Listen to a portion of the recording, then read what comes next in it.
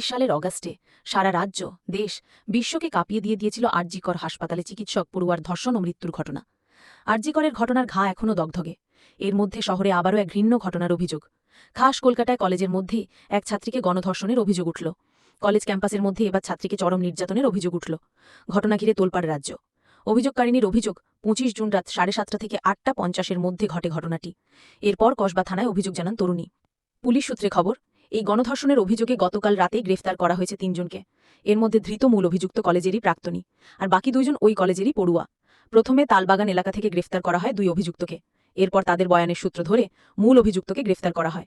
অভিযোগ, মূল অভিযুক্ত ওই কলেজের এক প্রাক্তনী ধর্ষণের কাণ্ড ঘটান, আর উপস্থিত আরও ২ ছাত্র নির্যাতিতাকে সাহায্য না করে মূল অভিযুক্তকেই অপরাধ ঘটাতে সাহায্য করে বলে অভিযোগ। পুলিশ সূত্রে খবর, নির্যাতিতার অভিযোগ পাওয়ার পরই গ্রেফতার করা হয়েছে ৩ জনকে। চিত্তরঞ্জন ন্যাশনাল মেডিকেলে অভিযোগকারিনীর মেডিকেল টেস্ট হয়েছে। এরপর ম্যাজিস্ট্রেটের কাছে গোপন জবানবন্দি দেবেন অভিযোগকারিনী ছাত্রী। নমুনা সংগ্রহের জন্য ঘটনাস্থলে যাচ্ছে ফরেন্সিক টিম। ইতিমধ্যেই কলেজের সিসিটিভি ফুটেজ সংগ্রহ করা হয়েছে। ঘিরে ফেলা হয়েছে ঘটনাস্থল বা প্লেস অফ অকারেন্স। অভিযুক্ত ৩ জনেরই মোবাইল ফোন বাজেয়াপ্ত করা হয়েছে। পুলিশ সূত্রে খবর, কিছুক্ষণের মধ্যেই থানা থেকে বের করে আদালতে পেশ করা হবে ধৃত ৩ জনকে। ইতিমধ্যেই ওই ঘটনায় বেশ কয়েকটি প্রশ্ন উঠতে শুরু করেছে।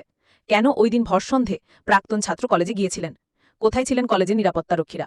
কোথায় ছিলেন প্রিন্সিপাল ইত্যাদি প্রশ্ন উঠছে। এছাড়াও প্রশ্ন, কি বলে বা বুঝিয়ে ছাত্রীকে নিয়ে গিয়েছিল এই যুবকরা? অভিযোগকারিনীর আর্তনাদ বা চিৎকার কেউ শুনতে পায়নি কেন? সেই সময় কলেজে নিরাপত্তার দায়িত্বে ছিলেন কারা? আর কোনো ছাত্রছাত্রী কি ছিলেন কলেজে? সবটাই খোঁজ করা হচ্ছে। খাস কলকাতায় স্বনামধন্য কলেজের মধ্যে এই ঘটনার অভিযোগে ছড়িয়েছে চাঞ্চল্য।